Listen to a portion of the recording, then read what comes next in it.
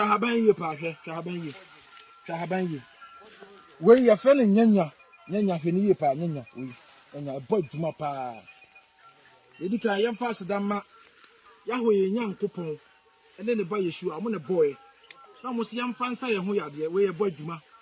honhom ene honam ne nyina eye djuma kese pa sa obi enya baba so obepensa fufu na wate haban ne bi sei ya haye wo hu no wobetete na haban no sei wotete a wotete wi a na wa pesa na de gu nsa fufu no wo de guma wobenu bia no pa wi anwumre ekọ ba djuma pa we tu sa wo boni bi ha obi wo boni bi ha obi wo de wo ha no beti haban yenti a wo kote haban no wo ti wi a wo kwa na wa pesa gu nsuom na de si nchen adware o wa dware awie no samina hu de ahoro ho awie no wo dware no bogu no wa kade nyankopon yahwe onye mawo what I say we dware abayifo ntimi nyo ba djuma pa etitete no ahemfo tena se pe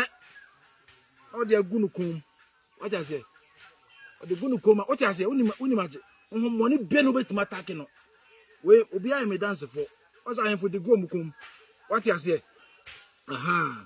we ba djuma pa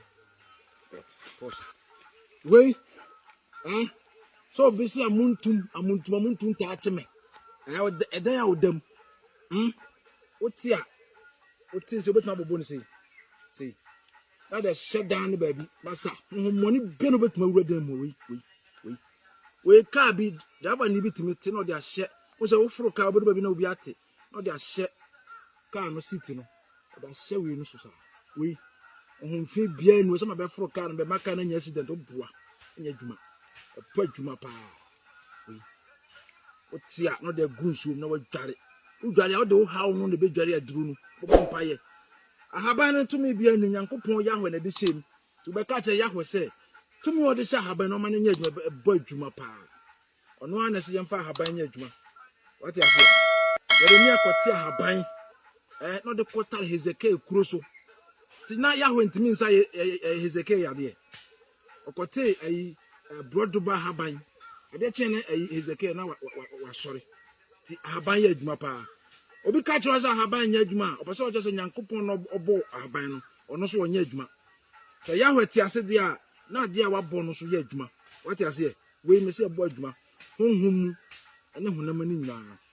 amen